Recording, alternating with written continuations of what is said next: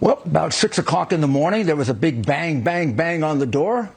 And outside were seven FBI agents with a warrant for electronics.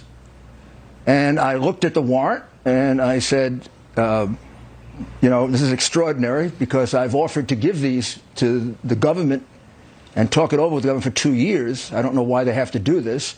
The agents seemed somewhat apologetic, I might say. They were very, very professional and very gentlemanly. The only time they got perturbed is at the end of the search when they had taken about, I'd say, 7 or 8 electronic items of mine, which is what they took, and 2 of someone else's. They weren't taking the 3 hard drives, which, of course, are electronic devices. They just mimic the computer. I said, well, don't you want these? And they said, what are they? I said, those are Hunter Biden's hard drives. And they said, no. I said, are you sure you don't want them? I mean, the warrant required them to take it. And they said, no. And one last time I said, don't you think you should take it and they said no. Now, Hunter Biden's hard drives fall within the scope of the subpoena. The subpoena required them to take all electronics, but they decided to leave that behind. And they also were completely content to rely on my word that these were Hunter Biden's hard drives. I mean, they could have been Donald Trump's.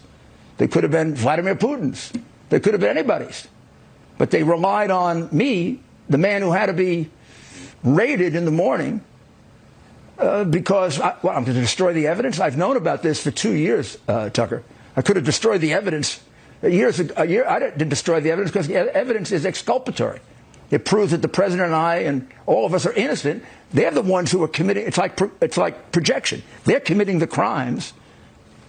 Yeah, go ahead. Well, may I just interject to say it's, I think, literally projection. So from what we have read in the press, the Department of Justice wants to know whether you violated FARA, the Foreign Agents Registration Act, in representing foreign nationals, Ukrainians, for pay. You didn't register. They're saying that may have been a crime. We know for a fact that Hunter Biden did that. He didn't register under FARA. He represented Ukrainians. He probably made a lot more than you did. He also represented Chinese nationals, lobbying his dad. And he has not been charged with a FARA violation. Am I missing something here?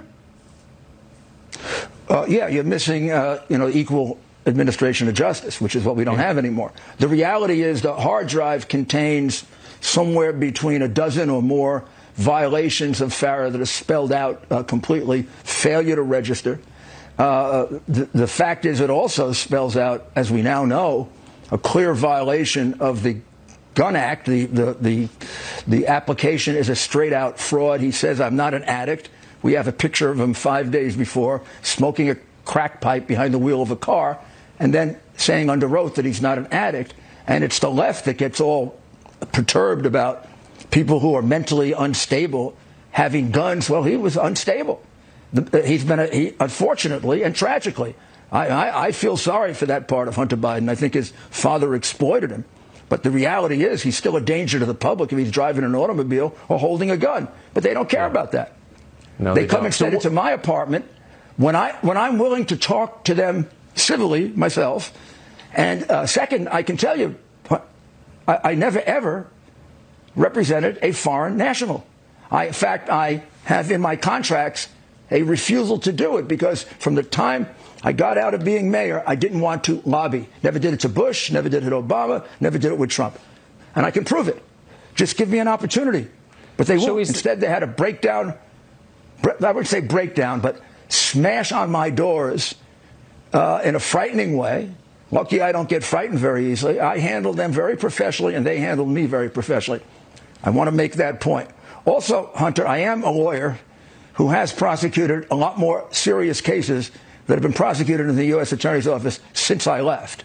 And the reality is that that warrant is completely illegal.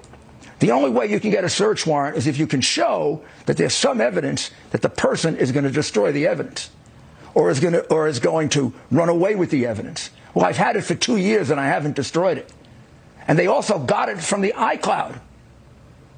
So there was no justification for that warrant. It is an illegal, unconstitutional warrant, one of many that this Department of Injustice tragically has done. And it breaks my heart because I belong to the Justice Department, and I think I had a record that's a hell of a lot better than theirs.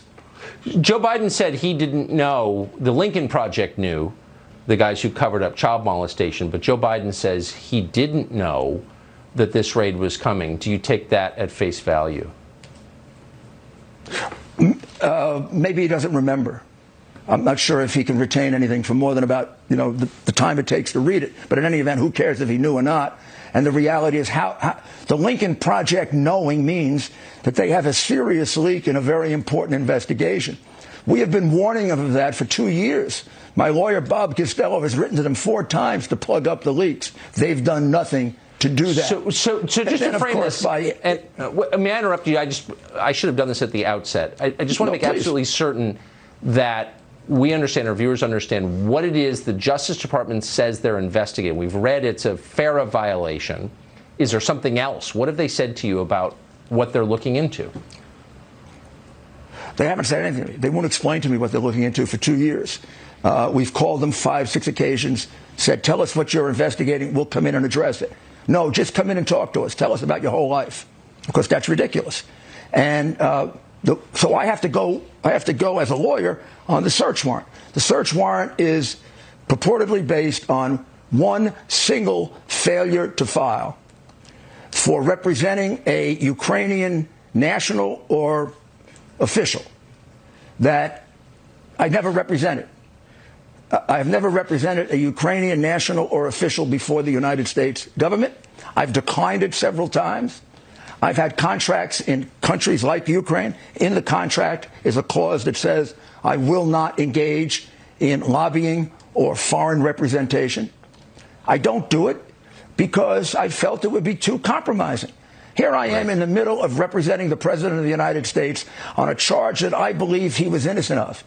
I had great passion about that. If you're a lawyer and you're representing an innocent man, there's no greater burden you can have.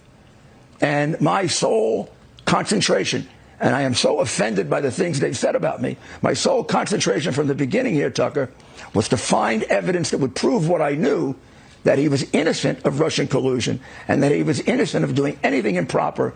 He did exactly what a president should do with the president of Ukraine. He asked him to investigate a vice president who violated our laws over and over again. 30 years of the Biden crime family violating our laws. That is what is on the hard drive that they have censored. And that's why they want to put me in jail. One of the great ironies is the Democratic Party is hysterical on the subject of Russia, in part because they've taken so much money from Ukraine, which of course fears Russia and has for an awful long time. They're being paid to hate Russia. But let me just ask you, so now they've taken your phone, they've got all your texts, they've got all your digital communications. So unless you've been in mass 12 hours a day for the last 5 years, is there anybody who could, no, it's a sincere question. Is there anybody who, if the Justice Department was out for you and they've got every text you've ever sent and every email, that they couldn't find something to charge you with? Do you think this is going to remain a FARA investigation, or could it get much bigger quickly? Well, I think it should get much bigger. I think they should be investigated for blatantly violating my constitutional rights, the president's constitutional rights, in the middle of the impeachment defense. They invaded, without telling me, my iCloud. They took documents that are privileged, and then they unilaterally decided what they could read and not read. So the prosecutors, the Justice Department, spied on me. And that is, if that is not taken seriously, if that doesn't result in their being sanctioned, the case being dismissed, and it's stopping, this is no longer a free. We might as well be in East Berlin before the wall fell. This is tactics only known in a dictatorship, where you seize a lawyer's records right in the middle of his representation of his client. You should be prosecuted and disbarred for that. You shouldn't be prosecuting somebody else. I agree with that. I agree with that uncritically. They're a disgrace to a great department. They're a disgrace to a great department that I served honorably and well. It's shocking. I hope you'll come back. I have a feeling we're going to be hearing a lot about this. I will. Hey everybody, this is Charlie Kirk, founder and CEO of Turning Point USA. If you liked this video, be sure to subscribe to our YouTube channel at Turning Point USA.